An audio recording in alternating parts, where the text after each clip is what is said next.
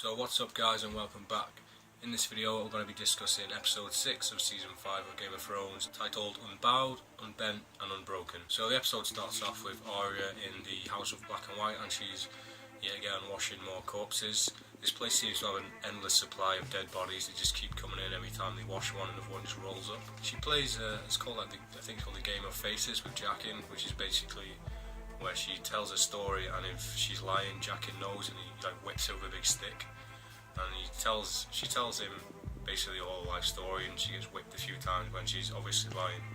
But then she says that when she was in the company of the Hound, she left him to die in the hills because she hated him, and Jaqen whips her, and she seems surprised about it, and she keeps saying, I hate him, and he keeps whipping her, and I think she's surprised herself that she does actually like him. She doesn't actually hate him, which I thought was interesting because she always kind of hated him, but you could tell in the back of her mind that he thought he wasn't that bad. A bit later in the episode, she's cleaning another corpse up and she notices that the door that leads to the crypt where all the other bodies get taken is open, so she decides to go down there and see what's happening. And down in the crypt we realise that Jaqen is actually working on his own very own Madame Tussauds, because all the walls are just covered in faces, like wax faces, Ed Gein style, and Jaqen's down there and he talks to her, and it kind of alludes that this is where they get their identities from when they change their faces, so it's possible that Arya could be changing her identity pretty soon, which should be interesting. Back over on the east,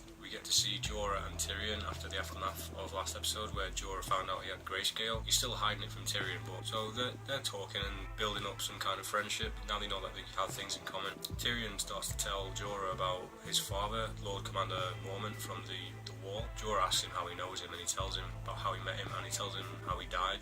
And you can tell in Jorah's face that he didn't even know himself because he's so far over the other side of the world. But yeah, Tyrion tells him how he died. He tells him that there was a mutiny and that he was killed by his own men. And you can just see Jorah's heart break. I feel really bad for him because you can just tell like how hard he's trying to hold in his emotions. And yeah, I felt really bad for Jorah in that scene. But a lot of casual viewers didn't even actually know that Lord Commander Mormont was Jorah's dad until now, because he never really mentioned it before. A bit later we see Jorah and Tyrion, and they're walking down the coast and they're talking about Daenerys' right to the throne basically, and Tyrion saying that all Targaryens are basically insane and whether she should be the rightful queen or not, and compares her to the Mad King. And the conversation is interrupted as they see like a ship in the water. They get ambushed by a group of pirates, and finally we can see what happened to Mr. Echo in Lost if he would have made the plane with the drug runners. All jokes aside, this scene was both awesome and hilarious. I was laughing out loud because the lead pirate says that the dwarf is worthless, so they should cut his throat, and you can see Tyrion panic, but then next up he says actually cut off his cock as well because he can sell it for a fortune because the dwarf's cock has magical powers. And I burst out laughing at that. I thought it was hilarious.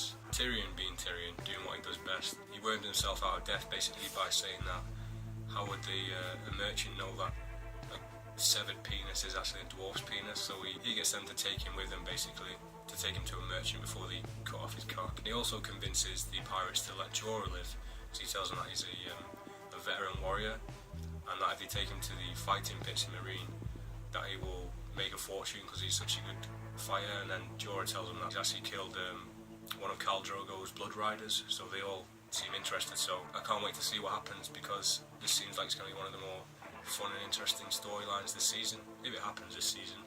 But yeah, I can't wait for that. Over in Dawn, we get to see Dorian Martell, and he's talking to his bodyguard.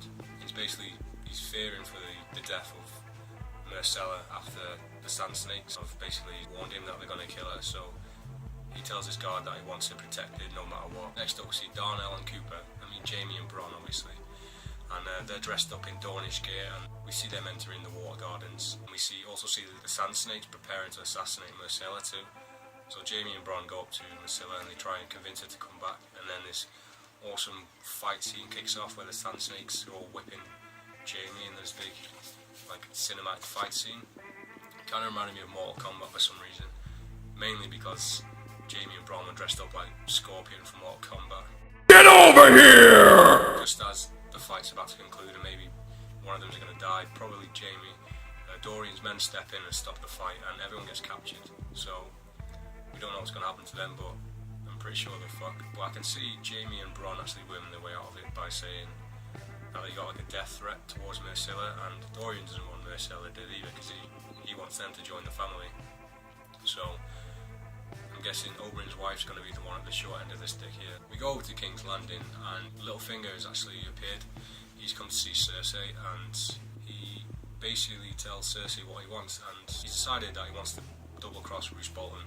So he tells her that when Stannis' men attack Winterfell and kill off the Bolton's army, that he wants the Lannisters to sweep in and kill Stannis' army, so that then there's no one left. And he says if he gets his family from the area to help out, that he wants to be the Ward of the North. So that's pretty cool.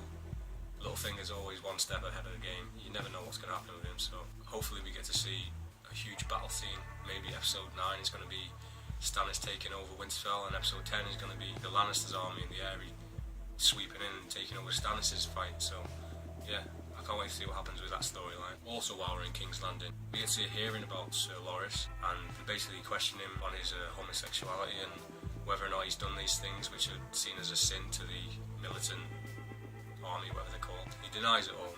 Marjorie as well, and she's not happy about that because she's the queen and she's being questioned about her brother by these religious cultists. The guy that Sir Loras was having intercourse with earlier in the season actually comes out and gives like a statement to say that Sir Loras was actually engaging in these things. The faith militant decide that this is enough reason for them to go to actual trial, so they take him and they take Marjorie as well.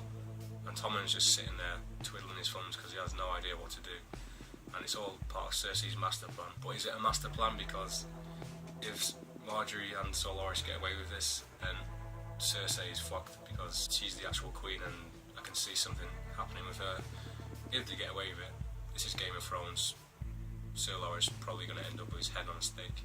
In the finale of the episode, we go back over to Winterfell and we see Sansa and Ramsay's wedding. But before the wedding, we see Miranda, Ramsay's jealous ex, and she comes into Sansa's room and decides to like bathe her before the wedding, and she's basically just trying to intimidate her by telling her about all the ex-girlfriends that Ramsay had that have ended up dead because it became boring. You're thinking Sansa's going to be scared of what's going to happen, but she kind of stands up for herself and says that she's not going to be intimidated by anyone in her own home. Next up, we see the wedding scene. All things aside, the wedding is actually quite nice for once. It's actually in the snow, it looks nice, but considering who she's getting married to and the entire family, it's probably not a good thing for Sansa at the moment. So Sansa gets a knock on the door, and it's Reek Theon, and he's dressed like Robb Stark basically. He looks the exact same as Robb Stark, which is just the worst thing Ramsay could do. He's such a cunt. He brings her down to the wedding, and she says yes, they get married. And then in the very last scene of the episode, we get to see basically Ramsay takes her back to his room on the wedding night, and Reek's there, and he's questioning her why she's a virgin.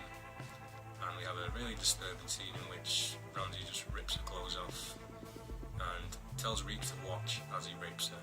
It was a pretty disturbing scene. A lot of controversy on the internet around it already, but it's one of those things which is what Ramsay would do, so I can't see them shying away from it. And yeah, I'm glad they actually went through it, but I'm also glad that we didn't actually get to see it properly. So yeah, it was quite a depressing end to an episode, but it's building up and I can't wait to see what happens next. Personally, I thought this was probably the best episode of the season so far. So let me know down in the comments, guys. Did you like the episode? What episode do you think has been the best so far? Who do you think is the most fucked out of all of the characters? Because everyone seems to have a pretty bad outcome this episode, except for Ramsay. So yeah, let me know down in the comments. And thanks for watching. I hope you enjoyed the video, and I will see you next week with episode 7.